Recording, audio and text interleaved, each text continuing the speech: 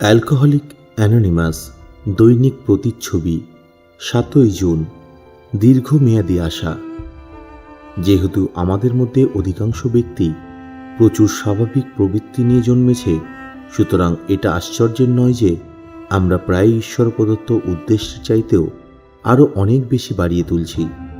সেই সব প্রবৃত্তিগুলি যখন আমাদেরকে অন্ধভাবে চালিত করছে, অথবা আমরা ইচ্ছাকৃতভাবেই সেই সব প্রবৃত্তিগুলির মাধ্যমে যা প্রাপ্য তৃপ্তি ও আনন্দ পাওয়া সম্ভব তার থেকেও বেশি দাবি করে এসেছি। এই কিছুতে এসে ঈশ্বর পাওয়া আমাদের কাছ থেকে যে পূর্ণতার মাত্রা রাখার ইচ্ছা প্রকাশ করেন, তার থেকে আমরা বিচ্যুত হয়েছি। এটাই আমাদের চারিত্রিক দোষ ত্রুটির অথবা পাপের মাপকাঠি। 12 পদক্ষেপ ও 12টি ঐতিহ্য, পৃষ্ঠা নাম্বার 65। এখানে এসেই আমরা আমাদের অসুস্থতার প্রকৃতি এবং তার থেকে সেরে ওঠার পথের ক্ষেত্রে একটি দীর্ঘমেয়াদী আশা এবং সঠিক দৃষ্টিভঙ্গি লাভ করি। এর সৌন্দর্য এটাই, এখানে এসে আমি এটা মানতে পারি যে ঈশ্বরের সাহায্যে আমার জীবনের উন্নতি ঘটবে।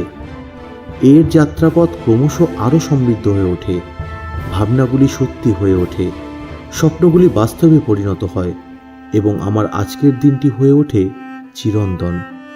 এর আলোক সাগরে যখন আমি প্রবেশ করি, তখন আমার হৃদয়ে ঈশ্বরের উপস্থিতির দ্বারা পরিপূর্ণ হয়ে ওঠে। পৃষ্ঠা নাম্বার 167।